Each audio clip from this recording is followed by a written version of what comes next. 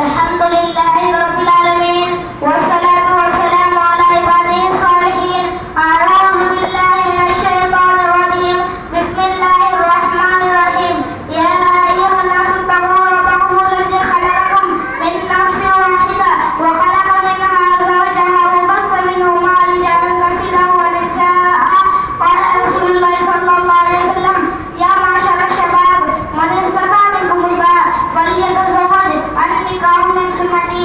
अभी मैंने आप हज़रात के सामने कलामुल्लाह के एक छोटी सी आयत तिलावत की है और हुज़ूर अक़दस सल्लल्लाहु अलैहि वसल्लम का फरमान पढ़ा है। वैसे रसूलुल्लाह सल्लल्लाहु अलैहि वसल्लम का फरमान बहुत है और तमाम इंसानों के लिए है, खाओ मज़हब इस्लाम के अलावा के मानने वाले हैं, खाओ मज़हब इस्लाम के अलावा के मानने वाले हैं। लेकिन यहाँ पर मुखातिब और एक खास तबका जमात के नाम है।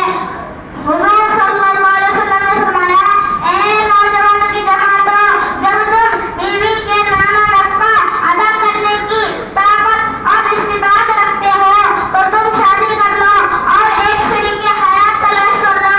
और अगर तुम बीवी के नाना नफ़क़ा अदा करने की हिम्मत और इस्तिताअत नहीं रखते तो तुम रोज़ा रखो और एक शरीके रोज़ा रखो।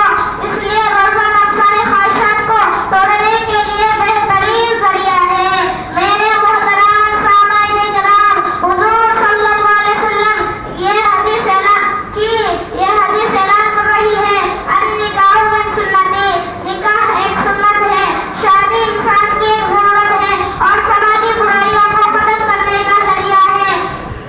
लेकिन सदियों तक बिरादरानी वतन के साथ रहते रहते मुसलमानों में भी शऊरी और गैर शऊरी तौर पर कुछ रस्म रिवाज आम होते चले गए, जिनमें से एक रस्म जहेज की है, जिसे लानत कहना ज्यादा मुनासिब है और वो मुसलमानों में फैल गई है।